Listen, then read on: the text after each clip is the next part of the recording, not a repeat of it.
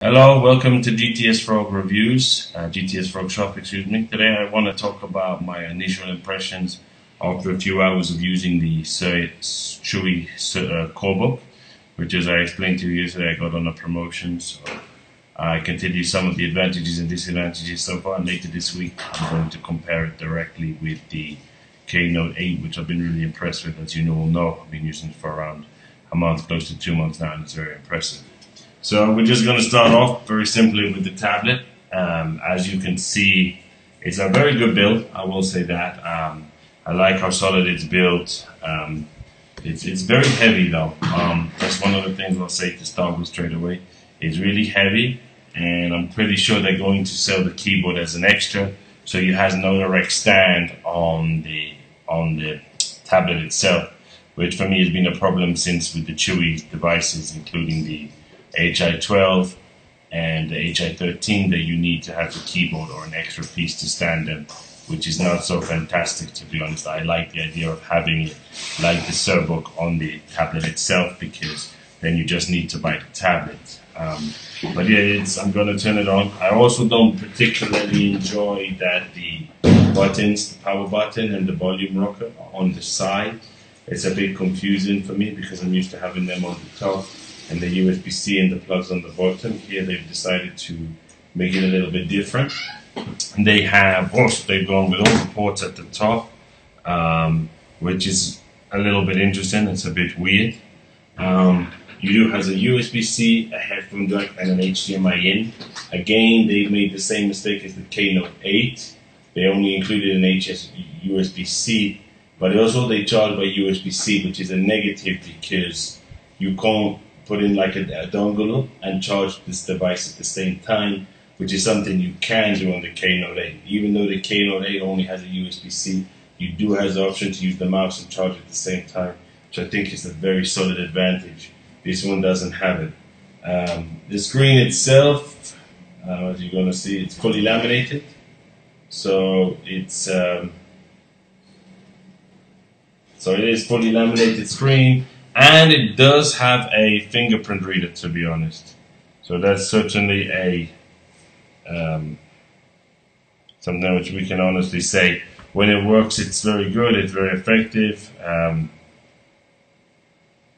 But it does definitely have a fingerprint reader.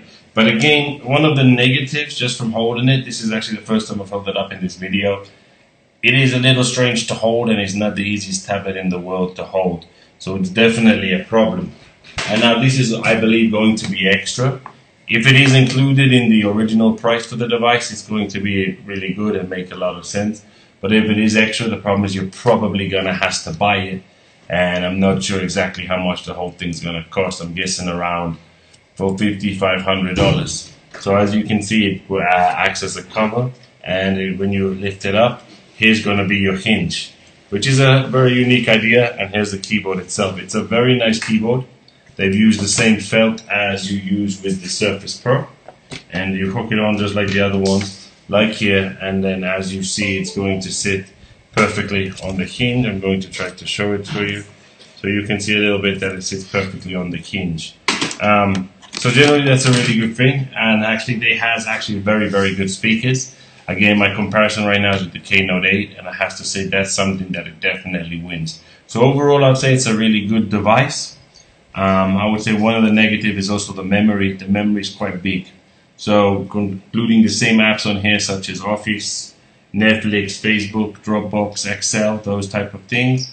On the Corebook, you're down to around 90, let me check, but I believe around 89.9 gigabytes, which is a huge loss because it only comes with 128. Whereby something like the Keynote 8, you do stick on around 202 gigabytes with the same stuff. So overall, I think it's a really good device. But again, I think it's it's better than the High 12 and the High 13, mainly because of the memory. But I don't think it's going to work as a full laptop replacement. The Keynote 8 can work as a full laptop replacement. This Corebook is probably more a substitute with the laptop or something else you have. It's better than a tablet, but I don't think it's as good as a laptop. been somewhere in the middle. But I think that this, if they price this around, what I'm guessing is going to be around completely, maybe at most $500. I think that's kind of makes it more worth it. But when you consider the Keynote is only around, which is the Keynote is around 550, and the Keynote just starts to become much better value, to be honest. So the Keynote's around 593, and this is going to be, I think, around 500. Once the pricing's out, I'll let you know. But I think, I mean, overall, I would give this a 7 out of 10, and I would still give the Keynote an 8.5 out of 10.